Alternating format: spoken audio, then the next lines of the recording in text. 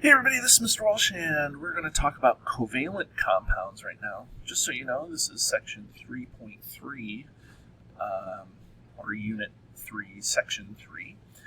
We're going to take this and we're going to talk about how covalent bonds are formed. We're going to talk about how they're named. And then we're also going to talk about how formulas are written. Now, that's the same thing as we did last section on ionic compounds, except we're going to continue formed after this introduction in section 3.4 and 3.5, and it's going to be a lot of fun. A covalent compound is a sharing of electrons, and it forms between two nonmetals. So what's going to happen, and again, you don't have to write this down, just follow along, and I'm going to try to make sure that everything makes sense. So what's going to happen here is, with the exception of hydrogen, all elements want to have 8 valence electrons. That's the octet rule. Hydrogen wants to have 2. Okay, hydrogen has a duet. So this is the octet, and then hydrogen has a duet that it wants to have. So if I take this 1 electron and I transfer it, that doesn't get us what we want. Hydrogen becomes deeply unsatisfied when it does that. Okay, so what's going to happen is these two atoms are going to, this atom and this atom are going to get close together.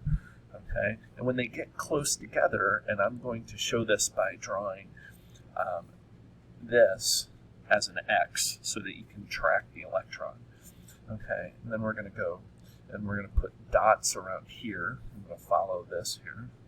Okay, so here's our Lewis structure of oxygen. Now what happens is these 2 electrons are being shared. Okay, so now these 2 electrons can be shared with hydrogen. Hydrogen is happy with its duet, but oxygen is not happy yet. Oxygen needs another hydrogen to be happy. Now this hydrogen is happy. Look, we can make a smiley face. And then if we count here, if we circle all the electrons that are in here, this oxygen has 2, 4, 6, 8, because this is shared here, kind of like a Venn diagram. Okay, they're shared in here. Okay, and so now that creates a bond. And we represent those shared electrons. There's 2 electrons in here.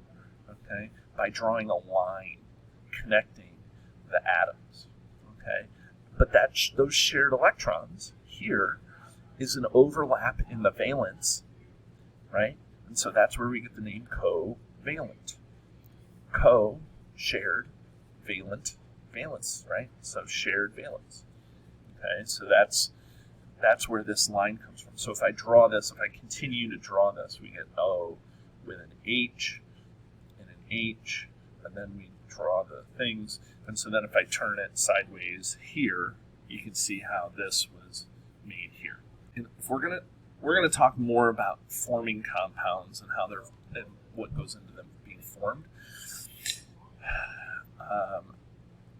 But let's talk about naming and coming up with formulas of covalent compounds.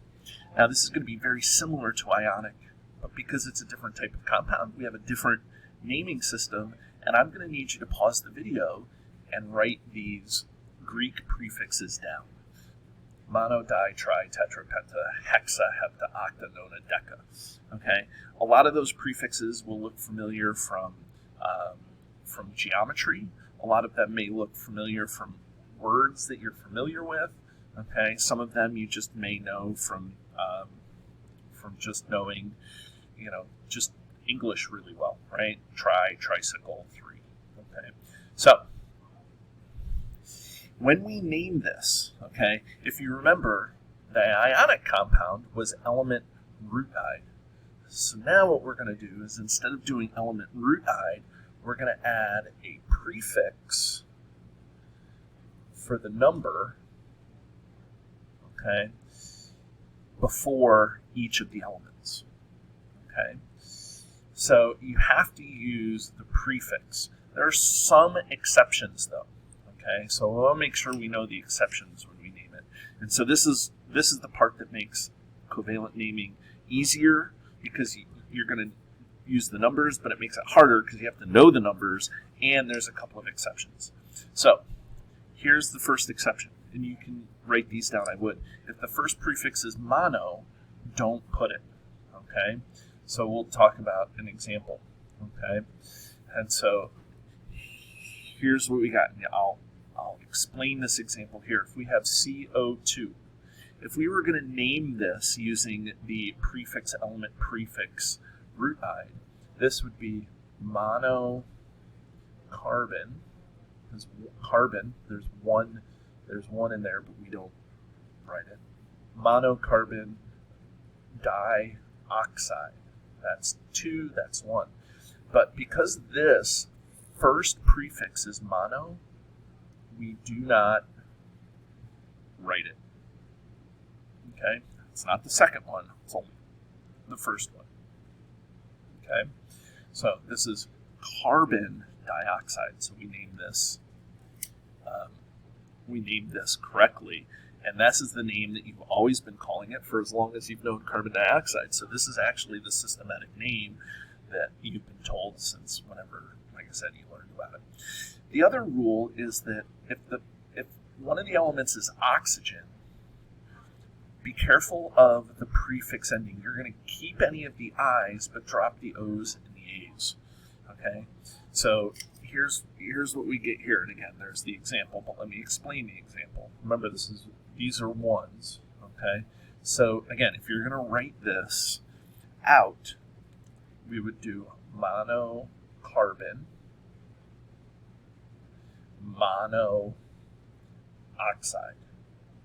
Okay? But if the first prefix is mono, we don't write it.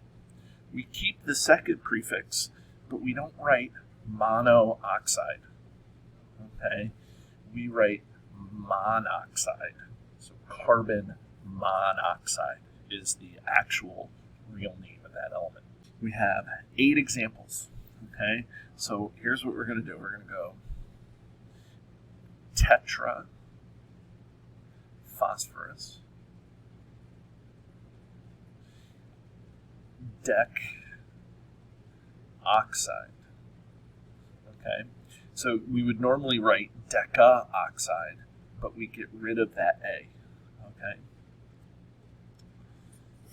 Okay. N2O5. That's going to be dinitrogen. And some of these names sound strange. I get it, but that's just the way we name them. And then pent oxide. Okay, not pentaoxide, but pentoxide. We don't put the A's and the O's next to the oxygen when it's there. Okay, so now here, look, it looks like we have kind of a normal one. So we have trisulfur.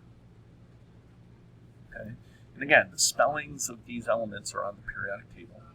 And then we do heptachloride. Don't drop the ending of don't drop that. Okay, it's not heptachloride, it's heptachloride. Okay, and then this, we would do mononitrogen, trifluoride. But again, if the first prefix is mono, we don't include it. So it's nitrogen trifluoride. Okay, and now, in my opinion, this is the most straightforward stuff, is giving the names of these things. Super straightforward. Sulfur trioxide. Sulfur, there's one because there's no prefix. Trioxide. Diselenium, so we go selenium, Se2, and then bromide, hexabromide, Br6. Hexa means 6. Okay? Oxygen, there's no prefix, so this is one oxygen. Dichloride, Cl2. Okay? And then dinitrogen tetroxide, N2O5. 4. Notice we dropped the A that was in there, right? Okay. Notice here for trioxide, we kept the I. Okay. And it's only when you have oxygen that we have to worry about changing the prefix. But unfortunately, oxygen is everywhere, so you have to get used to doing that. Okay, so that is dealing with the naming covalent compounds, everybody. I hope you have a great day.